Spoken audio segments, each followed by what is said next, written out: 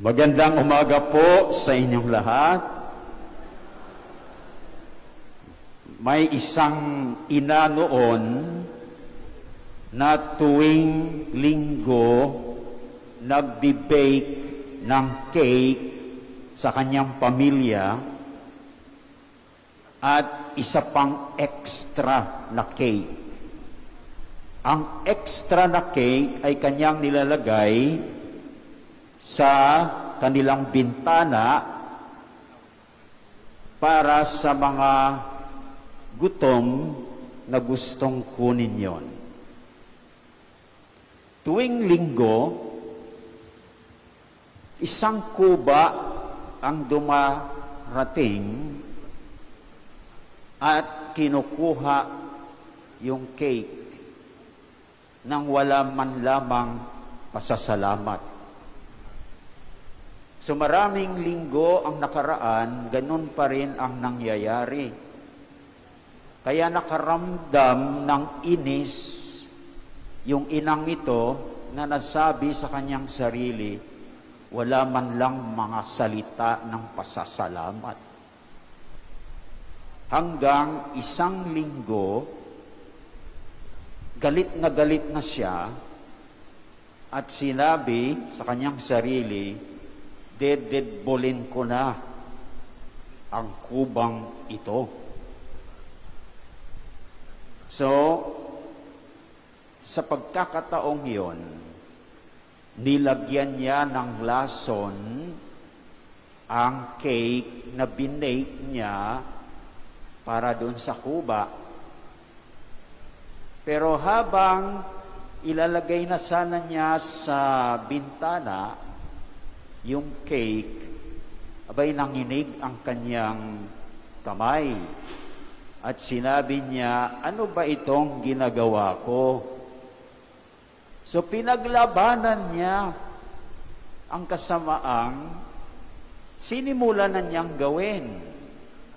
At nagtagumpay naman siya dahil itinapon niya yung cake sa apoy.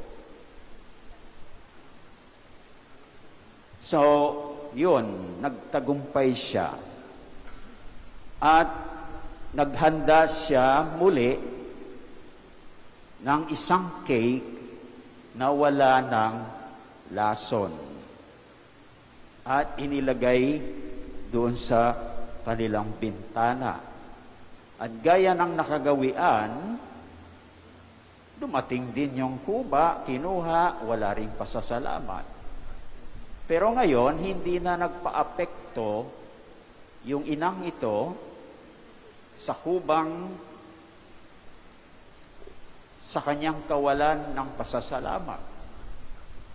Bagkus, ang ginawa niya, ipinagdasal na lamang niya ang kanyang anak na matagal nang umalis para hanapin ang kanyang kapalaran. Kinagabihan ng linggong iyon, malaking gulat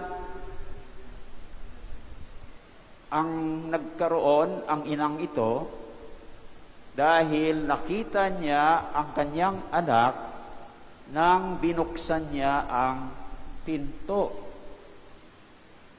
At ang kanyang anak na lalaki ay gutom na gutom, kaya nanghihina. So ipinaliwanag ng kanyang anak na lalaki na habang siya ay naglalakad na gutom, bumagsak siya sa daan. Mabuti na lamang may isang kuba na dumaan at binigyan siya ng isang cake. Sinabi niya, maswerte ka dahil linggo ngayon. Mayroon akong cake, kaya ibinigay ko na sa iyo dahil mas malaki ang pangangailangan mo niyan ngayon kaysa akin. Nung marinig yon ng ina, abay nang lambot siya. Namutla ang mukha dahil naalaala niya yung cake na kanyang binake na may lason. Mabuti na lamang at itinapon niya yung cake sa apoy at nag-bake ng panibago. Dahil kung hindi, anong mangyayari? Ay nakain ng kanyang anak at siguradong dead ball ang kanyang anak.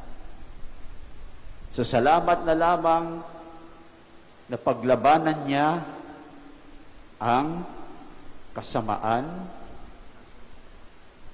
kaya naligtas ang buhay ng kanyang anak. Kaya ang pagtagumpayan ang kasamaan ay may malaking kabutihang magagawa. Amen po ba yon? Amen ba? So paglabanan po natin ang kasamaan dahil mayroon palang malaking magagawa ito na kabutihan. Pero paano? Gaya ng ginawa ng ina sa ating istorya. Nilabanan niya ang kasamaan. At sa ating mga pagbasa ngayon, ika-10 ng nalinggo sa karaniwang panahon, mayroon bang sinasabi sa mga pagbasang ito ng iba pang mga paraan para paglabanan o pagtagumpayan ang kasamaan?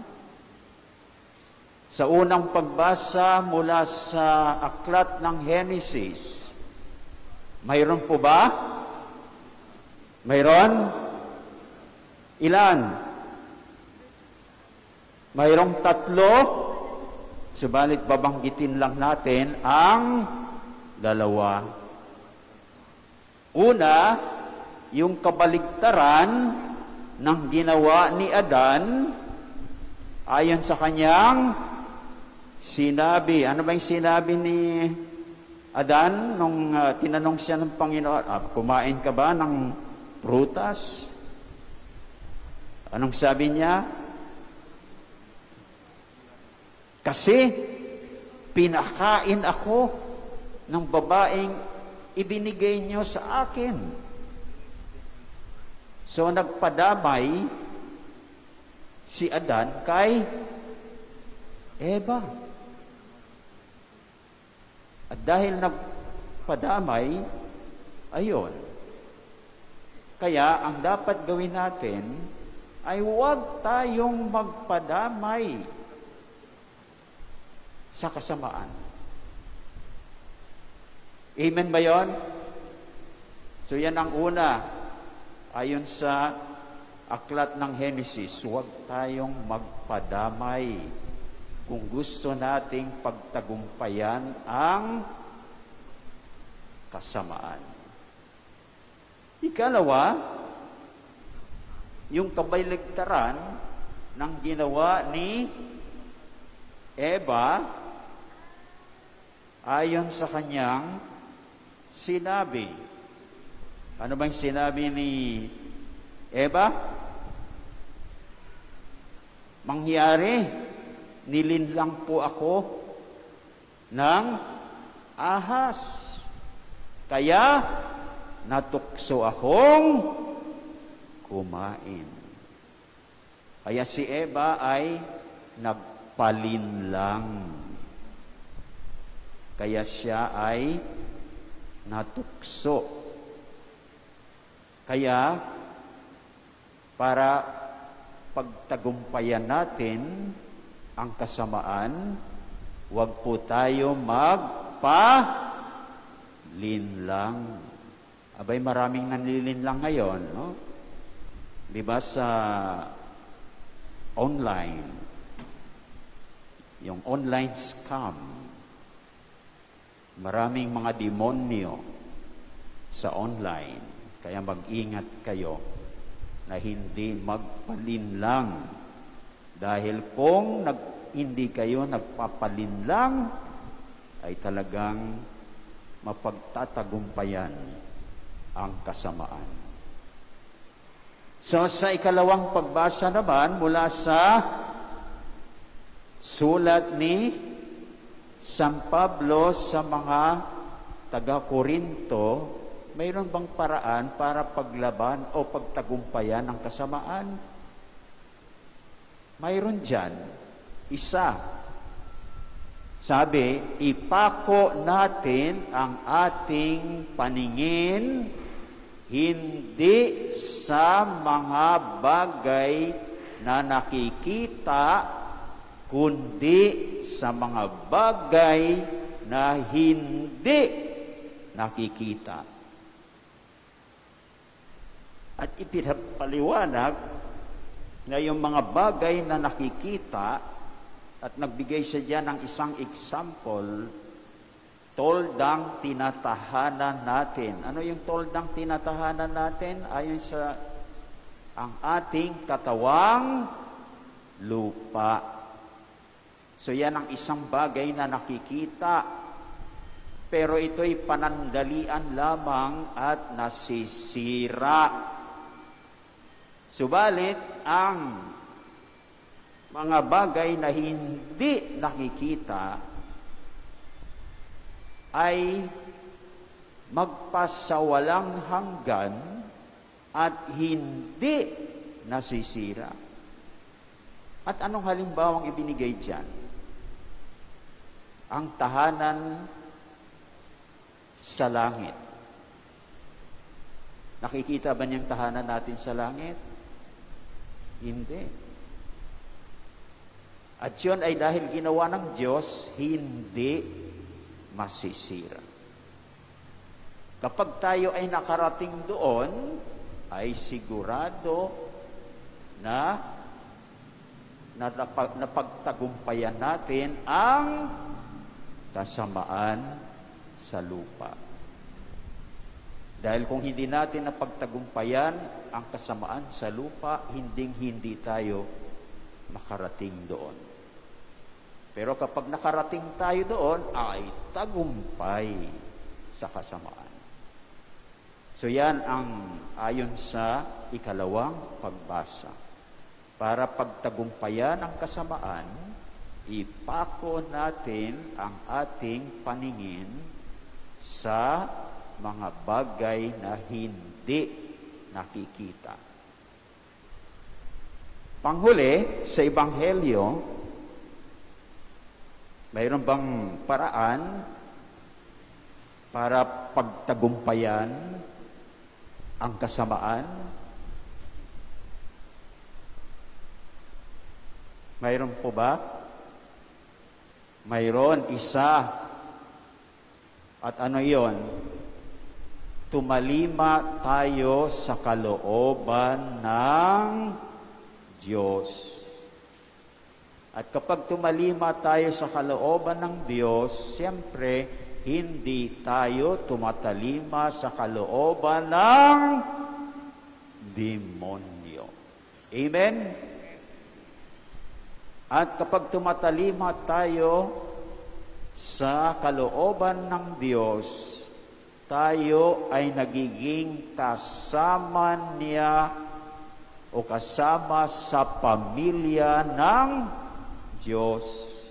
Dahil tayo ay nagiging ina, kapatid na babae, o kapatid na lalaki ng ating Panginoong Jesus.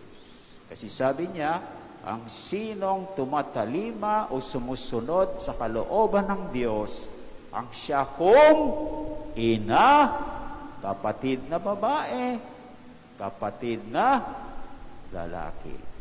Kaya kung tayo rin ay nananatili sa pamilya ng Diyos, ay siguradong ang ating pagtatagumpay laban sa kasamaan. So bilang kabuuan, para pagtagumpayan ang kasamaan. Paano natin ito gagawin? Sa liwanag ng ating istorya tungkol sa ina, ang gagawin natin ay labanan ang kasamaan. Sa liwanag ng unang pagbasa mula sa aklat ng Henesis, paano natin pagtagumpayan ang kasamaan? Ano yung una? Huwag tayong magpadamay. Ikalawa, huwag tayong magpalinlang. At ayon sa ikalawang pagbasa, ipako natin ang ating paningin sa mga bagay na hindi nakikita, gaya ng ating tahanan sa langit. Dahil kapag nakarating tayo roon, sigurado na ang ating tagumpay laban sa kasamaan. At panghuli, tumalima tayo sa kalooban ng Diyos at hindi sa kalooban ng demonyo. Gawin po natin ang lahat ng nabanggit at siguradong pagtagumpayan natin ang kasamaan. Amen po?